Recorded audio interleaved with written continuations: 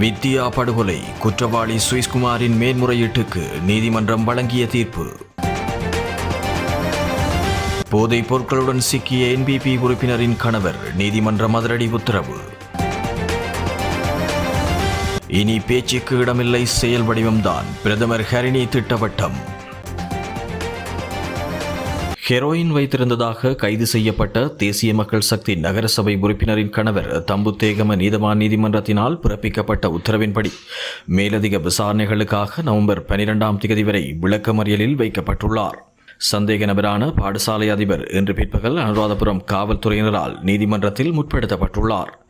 அதன்போது சந்தேக நபரை தடுத்து வைத்து விசாரிக்க நீதிமன்றம் அனுராதபுரம் பிரிவு குற்றப்புலனாய்வு பிரிவுக்கு அதிகாரம் அளித்துள்ளது.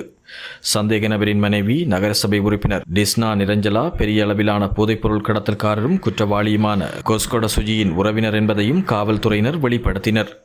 இதேவேளை கைது செய்யப்பட்ட பாடசாலை அதிபரின் சொத்துக்கள் குறித்து சிறப்பு விசாரணை தொடங்கப்பட்டுள்ளதாகவும் காவல்துறையினர் நீதிமன்றத்திற்கு தெரிவித்துள்ளனர். சந்தேக நபரிடமிருந்து சுமார் 20 மில்லியன் ரூபாய் பெறுமதியான 1.185 கிலோகிராம் ஹெரோயின் போதைப்பொருள் காவல்துறையினர் கைப்பற்றியிருந்தமை குறிப்பிடத்தக்கது. புதிய மாற்றத்தை நோக்கி செல்கையில் மாறுபட்ட கருத்துக்கள் தோற்றம் பெறுவது வழமையானதே. திட்டமிட்டபடி அரசின் தீர்மானங்கள் நடைமுறைப்படுத்தப்படும் என பிரதமர் ஹரிணி அமரசூரிய தெரிவித்துள்ளார். புதிய கல்வி மறுசீரமைப்பு தொடர்பில் குளியாப்பிட்டிய கல்வி அதிகாரிகளுடன் இடம்பெற்ற கலந்துரையாடலின் பின்னர் ஊடகங்களுக்கு கருத்து தெரிவிக்கையிலேயே பிரதமர் மேற்கண்டவாறு குறிப்பிட்டுள்ளார்.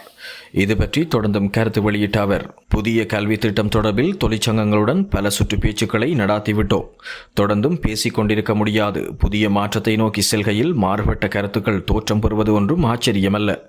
அரசாங்கம் என்ற வகையில் சில முடிவுகளை எடுக்க வேண்டியுள்ளது.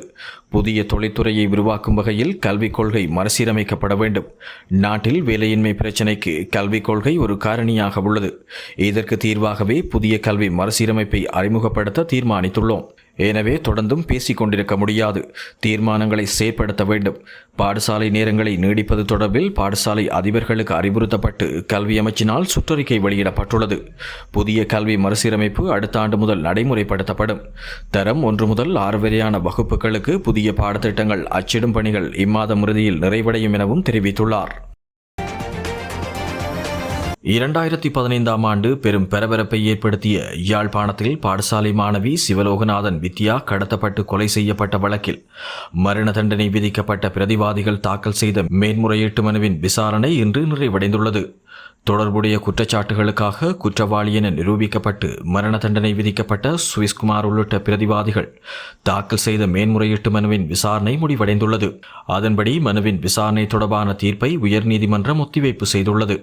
இந்த மனுவின் விசாரணை தலைமை நீதிபதி பிரீத்தி பத்மன் சூரசேன தலைமையிலான 5 பேர் கொண்ட உயர்நீதிமன்ற அமர்வு முன் இடம்பெற்றுள்ளமை குறிப்பிடத்தக்கது.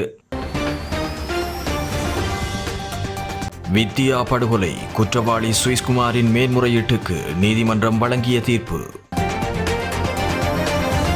போதைப் பொருட்களுடன் சிக்கிய என்பிபி உறுப்பினரின் கணவர் நீதிமன்றம் அதிரடி உத்தரவு. இனி பேச்சுக்கு இடமில்லை, செயல் வடிவம்தான் பிரதமர் ஹரிணி திட்டவட்டம்.